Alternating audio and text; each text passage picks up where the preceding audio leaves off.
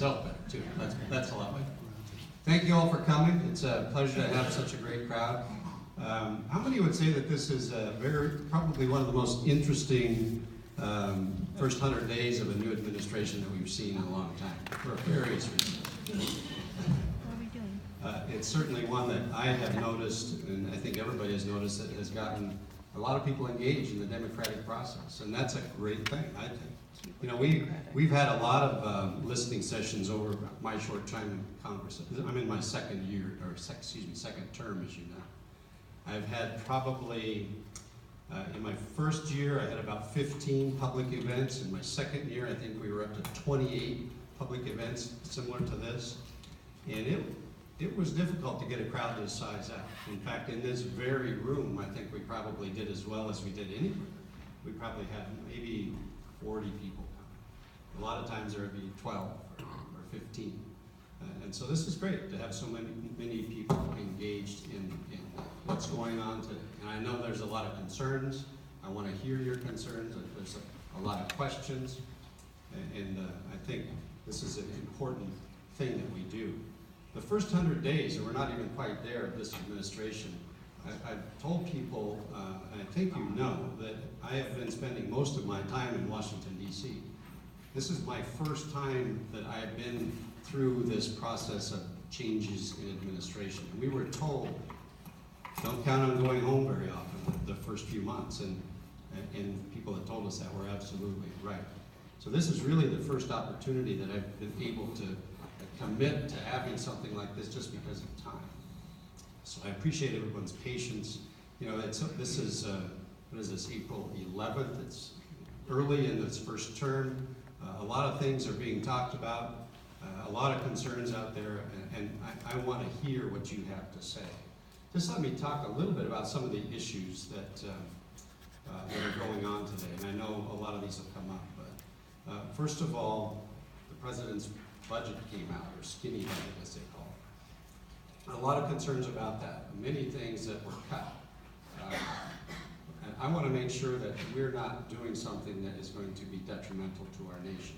And so I want to hear from you, your reaction to some of those things. Defense is up, Homeland Security is up, the kinds of things that the president ran on. But just let me, and everything else basically was cut, from agriculture to EPA to the arts and everything else, you name it. Just let me tell you, from what I understand, and like I'm a new congressman relatively, that typically the president's budget, it's a blueprint, it's a starting place, but it never looks like what the final product will be. I can assure you that Congress will have its say, will have its input on what we do as a nation, what the spending priorities are as a nation. So it's important, again, that I hear from my constituents, right, from you, so that I can best represent your priorities as we move forward. But there are some good things in the budget. The environmental management part of EPA actually has a very good number as it relates to the kinds of cleanup efforts that we need to see continue. For instance, at the Hanford Nuclear Reservation, as we work to make sure that the not only legal, but the moral obligation of the federal government is maintained when it comes to cleaning up the Hanford nuclear waste. So that's a good thing. The specifics of that, though, we don't know for sure. It was, like I said, they call it a skinny budget. We don't have anything but the large numbers. We don't have a lot into the details. There's other things that we can talk about tonight. Immigration is something that is an important issue that let me tell you, has been one of my biggest priorities. Not only running for the first time, but as I work through Congress to make sure that something positive happens on getting immigration reform done in this country. I think it's essential, not only for the economic part of it, but for our communities as well. I come from, you know where I'm from, I'm from Sunnyside. When I was a kid, we maybe had 3 or 4 Hispanic members of my class. Today, and I don't know if it's different here in Moses Lake, but my school district is about 90% Hispanic. The complexion, literally, of our homes are changing. And we need to recognize that having the system in place today with what I like to think of as people living in the shadows, having an underground society is not healthy. It's not healthy for our communities. is not healthy for them or for us. So that there's the economic side of it, yes, but there's also the human side of the situation that we have in basic immigration. There's things like the situation in the Middle East today, an area of huge concern. I definitely want to hear your opinions on what's happening, for instance, in Syria. A lot of events over the last just few days of what's going on, the gassing of citizens, men, women, and children in Syria, and the response that the United States has taken. I want to hear what you think about that. Because I think when I get back to Washington, D.C., if I'm even able to stay my whole Easter break, we may get called back sooner, or there's rumors. We're going to have to take action as Congress, one way or the other, on what steps, next steps there'll be. Healthcare. That's an issue that I think is probably one of the most personal things that the government does. Because everyone at some point in their life has to deal with doctors and hospitals, and, whether you or loved ones or people you know face challenges in their lives. Let me just tell you that we want to get it right. We want to make sure that the system we have in this country works for as many Americans as possible.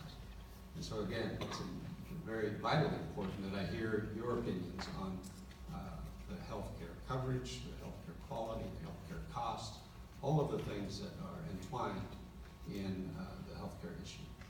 Other things like I said, the EPA has potential cuts that they'll be facing. I want to hear from you about that. Maybe some other things. There's just so many issues, almost too numerous to mention. So that's why we're having this. I heard from a lot of you. I think I probably met many of you. I tried this evening before we started to meet as many as I could. Let me just share with you a couple numbers, and then I'll shut up and we can get to business. If I can remember off the top of my head, in just over 2 years, we have responded to emails, calls, letters, something in the neighborhood of 43,500 people have contacted us, and we tried our best to respond. And I couldn't even believe this number, but I had to question my staff to whether it was true. We have reached out, called over 500,000 people in the district. There's only like 750,000, so we're reaching almost everyone. We have telephone town halls, and we reach out through the telephone, calling households up and down the district to try to get participation. Like I said, I've had events with farmers, senior citizens, all kinds of different interest groups, and several in this very group over the last 2 years. So about, let's see, 43 different live events like that. So doing the best I can to listen to everybody. We may not always agree on every individual issue, and I understand that. In fact, my wife and I don't agree on everything, so I think that's probably okay. But at least we need to have the conversation. I want to hear so I can best represent you in Washington, D.C. Let me just tell you, being a congressman, being your representative is a huge honor, but it's also a huge responsibility, and one that I take very, very seriously. And when I do, I work as hard as I can on your behalf, put in the long hours, and work as hard as I possibly can to make sure that I best represent you.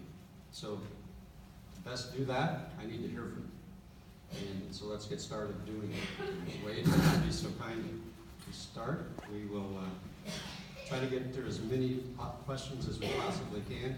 Or if you just have comments. You know, this is a listening session. I need to hear from you your opinion on different topics. So if you don't need an answer, that's fine. We can move on to the next thing. But I just need to hear from you. So Wade?